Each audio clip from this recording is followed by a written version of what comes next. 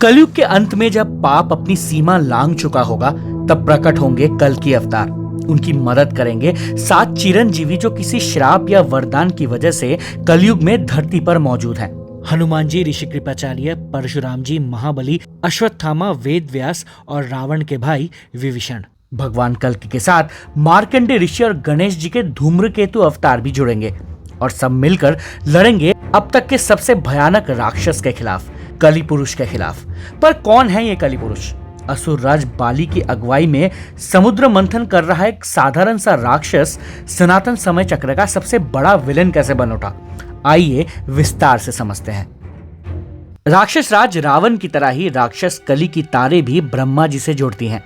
कल्कि पुराण में कलि की फैमिली ट्री कुछ इस प्रकार बताई गई है। ब्रह्मा जी के पिछले हिस्से से प्रकट हुआ राक्षस अधर्म। अधर्म और उसकी पत्नी मिथ्या के 2 बच्चे हुए, दंभ और माया। दोनों भाई बहनों ने आपस में शादी करी तो लोभ और निकृति का जन्म हुआ। इन दोनों भाई बहनों के आपस के मिलन से जन्मे क्रोध और हिंसा।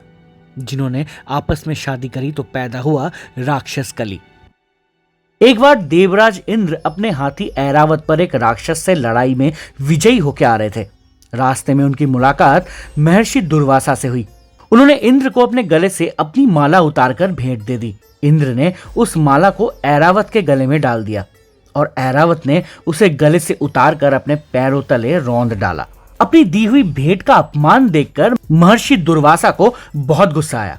उन्होंने इंद्र को लक्ष्मीहीन होने का श्राप दे दिया। इस श्राप के प्रभाव से लक्ष्मीहीन इंद्र दैत्यों के राजा बलि से युद्ध में हार गए। राजा बलि ने तीनों लोकों पर अपना आधिपत्य स्थापित कर लिया। हताश और निराश हुए देवता ब्रह्मा जी को साथ लेकर विष्णु जी के पास मदद मांगने गए। विष्णु जी ने कहा कि अब सभी देवता गणों को समुद्र मंथन करना पड़ेगा। उससे जो अमृत मिलेगा उसे पिलाकर मैं आप सभी देवताओं को अजर और अमर कर दूंगा। उसके बाद ही आप दैत्यों को हराकर दोबारा स्वर्ग को जीत पाएंगे।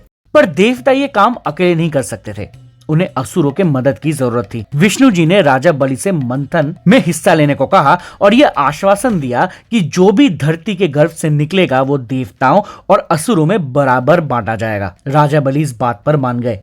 समुद्र मंथन के लिए मांधाता पर्वत को विष्णु जी के कुर्मा अवतार के पीठ पर रखा गया और वासुकी नाग को रस्सी की तरह इस्तेमाल करके देवता और असुर दोनों दलों ने मंथन करना शुरू किया। पहले बाहर आया कालकूट यानी हलाहल, सृष्टि का सबसे भयानक विष। हलाहल विष की ज्वाला से सभी देवता और दैत्य जलने लगे। वनस्पति और जानवर नष्ट होने लगे। पृथ्वी में त्राही त्राही मच चुकी थी। तब शिवजी ने उस विष को हथेली पर रखा और उसे पी गए। माता पार्वती ने अपनी सिद्धि से विष कंठ से नीचे नहीं उतरने दिया। उस कालकूट विष के प्रभाव से शिव का कंठ नीला पड़ गया, इसलिए महादेव जी को नीलकंठ भी कहा जाता है। जब शिव जी एक विष पी रहे थे तब कालकूट की कुछ बूंदें नीचे गिर रही थी। उसी में से कुछ बूंदें जाके गिरी कलि राक्षस के मुंह में। उसका शरीर तुरंत जल के राख हो गया और उसकी मौत हो गई। ये होते हुए कलि के परदादा राक्षस अधर्म ने देख लिया था। उसने अपने वंश को बचाने के लिए एक योजना बनाई। समुद्र मंथन में आगे निकलते हैं भगवान धन्वंतरी, हाथ में अमृत कलश लिए।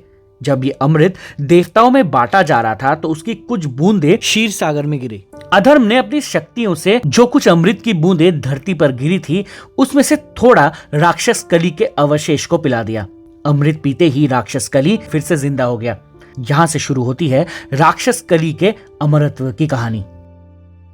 अमर होने के बावजूद युग युग में कलि छिपता फिरता रहा। सतयुग में विष्णु जी के मत्स्य, कुर्म, वाराह, वामन अवतार के डर से, त्रेता में राम जी के डर से, तो द्वापर में कृष्ण जी के डर से। पर जैसे ही कृष्ण जी वैकुंठ लोक वापस जाते हैं उसी दिन से कलि अपने युग की शुरुआत की तैयारियां करने लगता है। उस समय अर्जुन के पोते महाराजा परीक्षित, जिनके जन्म के बारे में आपको मैंने लास्ट वीडियो में बताया था, पूरी दुनिया में उनका राज चल रहा था। परीक्षित बहुत बुद्धिमान और धर्म के जानकार व्यक्ति थे। पांडवों के जाने के बाद परीक्षित बहुत अच्छी तरह से राजपाट चला रहे थे।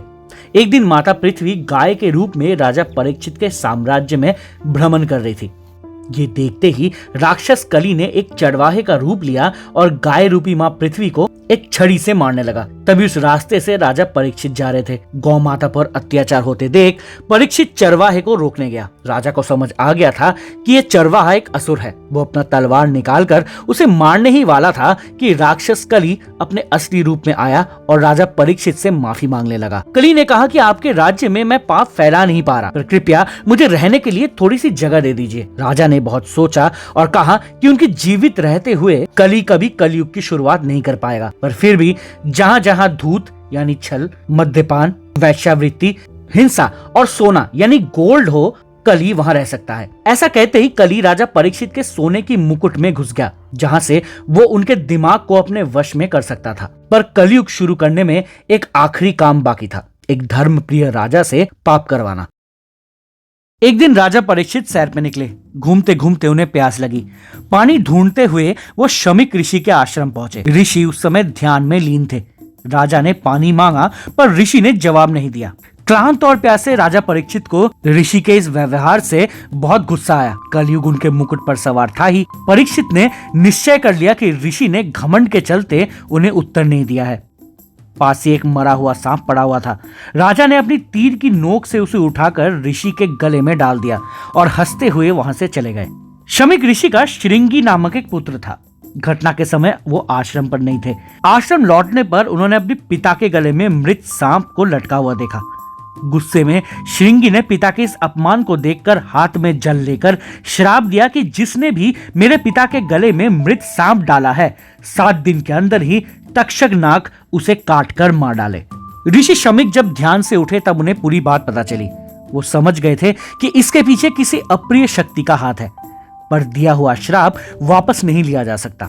उन्होंने अपने एक शिष्य को राजा परीक्षित के पास भेजा ताकि राजा को सतर्क किया जाए। इधर महल में आकर परीक्षित को होश आया। उन्हें समझ आ गया था कि उन्होंने कितनी बड़ी गलती कर दी है। जब शमीक ऋषि के शिष्य ने उन्हें अपने श्राप और उनके आने वाले मृत्यु के बारे में बताया तब वो काफी भावुक हो गए। पर जब उन्हें समझ आया कि इससे बचने का कोई उपाय नहीं है, तब उन्होंने अपने पुत्र जन्मेजय का राज्याभिषेक करवाया और खुद एक महल में सब तरीके से सुरक्षित होकर रहने लगे। पर इसके बावजूद 7वें दिन में तक्षक ने आकर उन्हें डस लिया और विष के घातक प्रभाव से उनकी मौत हो गई।